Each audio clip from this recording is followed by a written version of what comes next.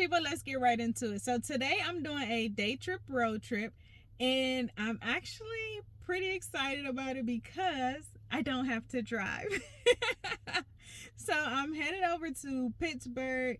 This is my first time in that area, so I'm excited to see what they have to offer. And as you know, we are definitely still doing $100 budget, so we'll have the budget tracker right up here just to see how much I spent.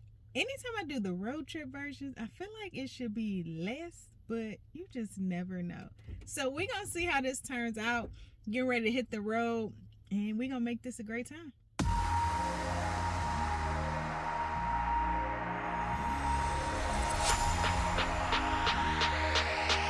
All right, so once we made it into the city, our first stop was the University of Pittsburgh, which was really unique because I had never been to a college campus that was in the middle of their downtown. So that was a pretty cool experience. And we was going to show me something cool in one of their buildings, but it was actually closed. So our next stop was the top of this like mountain or hill, not mountain. And the view of the city was just amazing at night.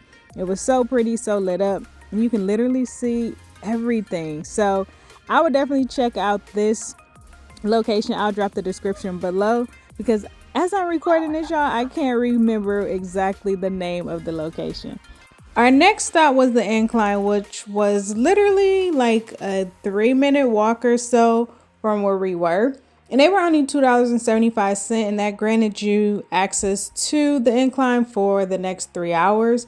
So we just took it down to the bottom of the hill to go find something to eat, which was right off like the river that you can see from this view here. Since my lovely friend paid for my incline ticket, the budget is still at $100. So we are doing fantastic because we haven't paid out anything just yet. Once we made it down to the bottom of the hill, we headed over to Station Square to figure out what we were going to have for dinner. So they do have a few different options for you all. It's probably about a good 5 to 6 restaurants in this area. I'll drop the restaurants in the description below so you can check those out. Now we did come across this pretty cool coffee shop that is only unique to Pittsburgh. And my friend said they had really good coffee. Now I'm not a coffee drinker, so I can't vouch for it, but I do trust their judgment. So we're going to say make sure you check that coffee spot out. And if you do, definitely drop me a comment below or drop me a coffee cup emoji if you love coffee. Next, we came across this fountain that dances to music and lights. And it was just a cool little vibe down here. They also had the option to be able to rent Segways. And y'all, if it was open, your girl would have been on a Segway and just hanging out down here because it was chill. This whole Station Square area felt really safe, really welcoming. Like, I just like the vibe in this area. After we explored the area, we decided to go to Tupelo Honey for dinner since it was another recommendation from my friend. And he said they had really good Southern food. So I was excited to have some good food, y'all, right? So we walked in here. Place looks amazing. Looks really clean. The menu looked like they had some pretty good options.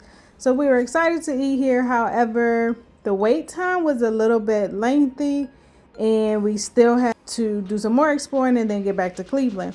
So we end up not eating here, but I would still suggest checking them out. Let me know if you do in the comments below. So the runner-up option was Buca, since they were literally across the street. And I've never eaten here, but I have seen these restaurants here in the Cleveland area. The only thing I can say that is a major difference off top is this was located in like a 3 to 4 story building. And all the ones in Cleveland seem to be like your basic restaurant, just one floor.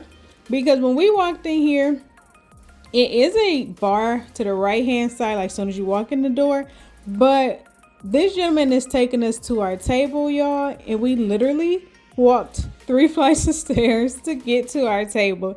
And I was like, wow, like this is what y'all do. So do y'all not have elevators? Because what if somebody has an issue where they can't really walk up all of these stairs?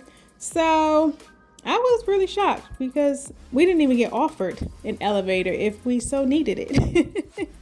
I will say once I sat down at the table, I did see an elevator. So if you need one, that is an option.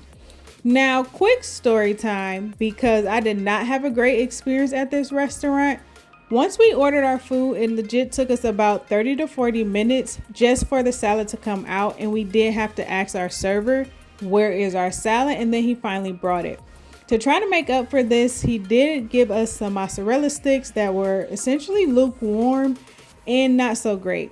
So as our food started to gradually come out, it still was taking a lengthy amount of time. So we did ask to speak to a manager, and they actually ended up comping our food because the service was so bad and it just was not a great experience. The only thing that I ate here was the pasta, which was okay. Now, this area that we're walking through now as we're going back to the car, I would say it's probably a nice low-key spot to go grab a drink. They did have a lot of local bars and shops and restaurants in this area that I feel would be a nice night out if you're not looking for like a lot of the tourists and just some fun time to hang out in the local area. All right, so the last stop on exploring Pittsburgh on this day trip is to head over to the casino. So what I did like about the casino is they did have a smoking and non-smoking section, which I prefer to stay in the non-smoking section, but to each his own, no judgment here. This casino did seem pretty large compared to Cleveland, because Cleveland Casino is on 2 floors where this is just on 1 floor. So it did feel nice and spacious. I will say on the non-smoking side, I didn't feel like I was really smelling the cigarette smoke. So if you care about that, this is still a great option to have your own space and not worry about the smoke.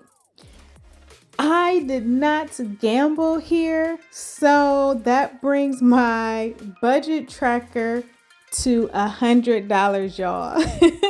I did not spend $1 the entire time I was in Pittsburgh. So I would say that my day trip was definitely a success.